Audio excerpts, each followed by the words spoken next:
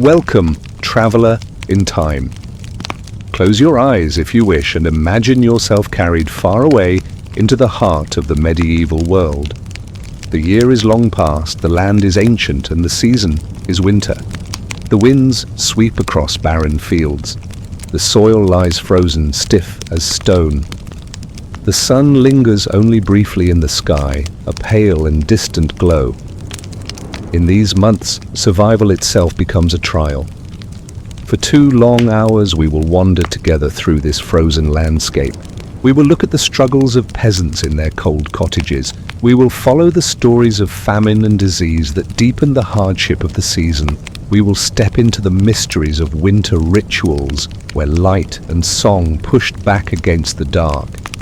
And finally, we will slip inside the drafty halls of lords and nobles to see how even the wealthy brace themselves against the bitter chill. This is the story of winters in the Middle Ages, and though the world was harsh, you may find, in the rhythm of these lives, something steady, something strangely soothing, as if the past itself breathes like falling snow. So let us begin. Imagine yourself in a simple wooden cottage, the walls roughly hewn, the gaps stuffed with straw or mud to keep the wind at bay. The air inside is heavy with the scent of wood smoke, for a fire burns in the hearth, but its warmth reaches only a short distance. In the corners of the room, frost still gathers, and your breath curls in small white clouds. The floor is hard, perhaps dirt-packed firm, covered in straw. Above you, a roof of thatch creaks beneath the weight of snow. You are a peasant, bound to the land, and winter is the season when labor slows, but hunger quickens.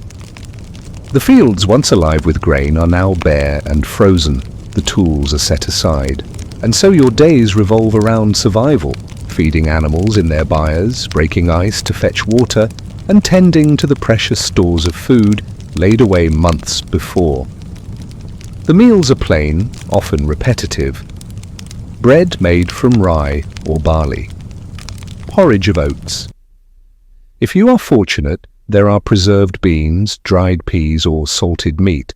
Cabbages, turnips and onions may last through the cold, though each day they grow softer, less fresh. The air outside is crisp and biting. Clothing is made of wool, thick and heavy, though never quite enough. Layers upon layers are wrapped around you, but your fingers and toes remain numb. Shoes are simple leather, stuffed with straw for warmth. Illness lingers in winter. Colds and fevers pass easily from person to person inside crowded homes. Smoke from the hearth irritates the lungs. There is little relief. Yet life continues, bound to routine. The animals must be fed, wood must be chopped, water must be fetched from frozen wells.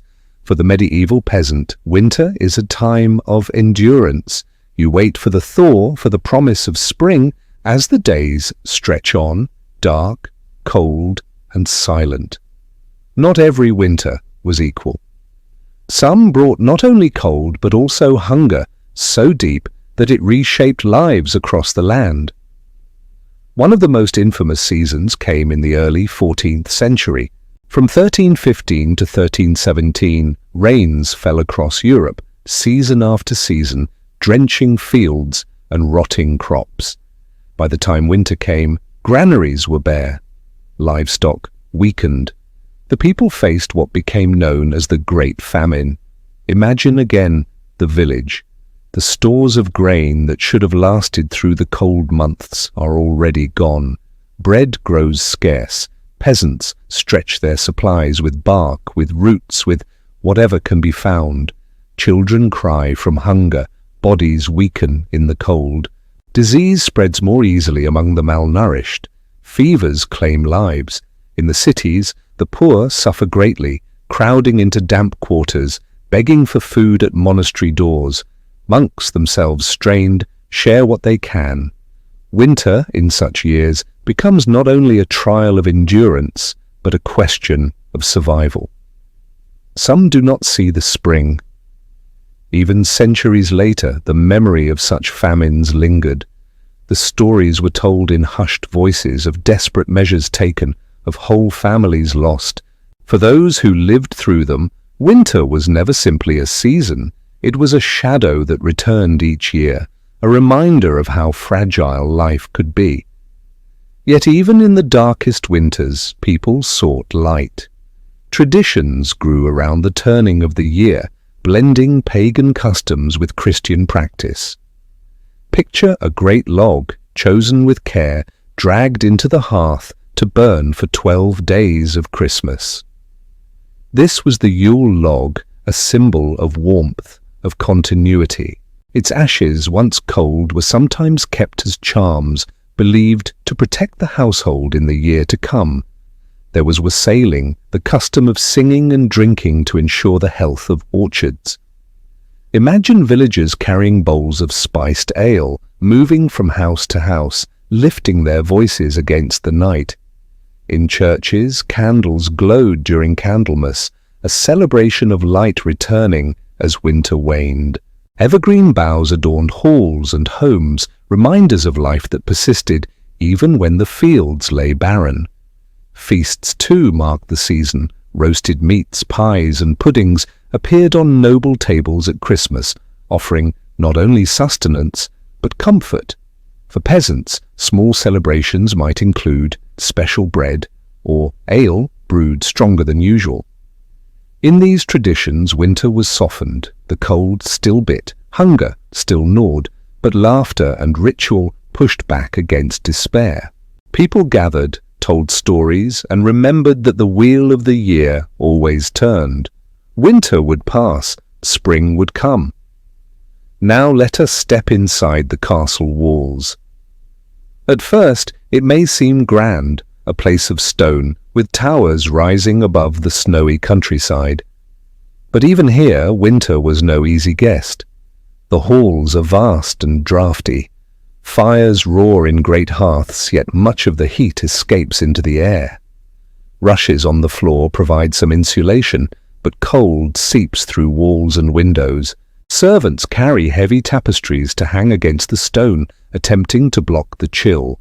The lords and ladies dress in layers of fine wool, lined with fur. Cloaks of sable, ermine, and fox are wrapped around shoulders. Gloves and hoods are worn even indoors. Meals are more lavish here than in the villages.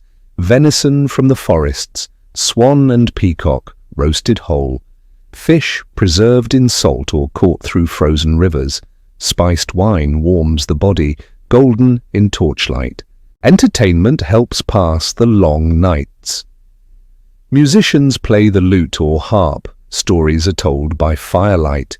Games of chess occupy noble hands, while hunting parties venture out when weather allows. Yet even the nobility could not escape winter's reach. The cold was relentless, travel was dangerous on icy roads, illness spread in crowded halls.